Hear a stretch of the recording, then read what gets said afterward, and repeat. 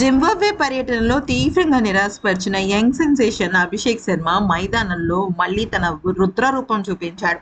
అయితే Punjab local cricket టోర్నీలో ప్రత్యర్థి బౌలర్లకు చుక్కలు చూపిస్తూ ఆకాశమే హద్దుగా 91 పరుగులు బంతుల్లోనే ఏకంగా 233 పరుగుల విధ్వంసకర డబుల్ సెంచరీతో నా పవర్ ఏంటి అని మొత్తానికి చాటి చెప్పాడు.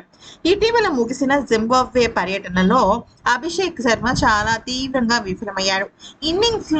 అంటే 3 ఇన్నింగ్స్ లో కలిపి కేవలం తను 11 పరుగులు మాత్రమే చేయగలిగాడు.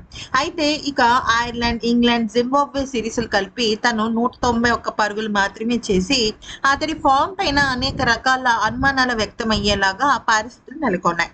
విమర్శకులు కూడా అభిషేక్ శర్మ ఓపెనర్ గా బదులు ఇక వైభవ్ని, యశస్విని పెట్టొచ్చు కదా అన్నంత స్థాయికి వెళ్ళిపోయిందన్నమాట పరిస్థితి. కానీ ఇప్పుడు అందరి నోళ్లు మూయించడానికి Punjab state inter district one day టోర్నీలో అమృత్సర్ తరఫున ఓపెనర్ గా దిగిన తను అభిషేక్ శర్మ ఊచకోత కోసేశాడనమాట. ముఖ్యంగా చెప్పాలంటే అమృత్సర్లోని గాంధీ మైదానంలో తరణ్ జట్టుపై ఇక అభిషేక్ శర్మ ఆడిన ఇన్నింగ్స్ క్రికెట్ చరిత్రలోనే నిలిచిపోతుంది. ప్రత్యర్థి బౌలింగ్ ను చీల్చి చెండాడుతూ గ్రౌండ్ నలుమూలల బౌండరీల వర్షం కురిపించాడు. కేవలం 90 బంతుల్లో 15 ఫోర్లు, 25 దిమ్మ తిరిగే సిక్సర్లతో ఏకంగా తను డబుల్ సెంచరీ సాధించాడు. 28 బంతుల్లోనే 100 పరుగులు చేశాడు. అయితే సహచర ఓపెనర్ అభయ్ చౌదరితో కలిసి మొదటి వికెట్ కు కేవలం 24.4 ఓవర్లలోనే 305 పరుగులు భాగస్వామ్యాన్ని నెలకొల్పాడు.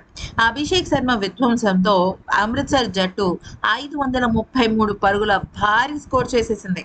అయితే జపాన్ లో త్వరలో జరగబోయే ఏషియన్ 2026 గేమ్స్ కు భారత జట్టులో స్థానం సంపాదించుకోవడం కోసం అభిషేక్ ఇటువంటి పనులైతే చేస్తున్నాడు అనమాట. అంతర్జాతీయ మ్యాచ్ల్లో నిలకడలేంతో వెంటాడుతున్న తను దేశవాళీ క్రికెట్ తో సత్తా చాటడంతో ఇది చాలా అంటే చాలా అద్భుతమైన తనకి ఆపర్చునిటీ అని చెప్పొచ్చు.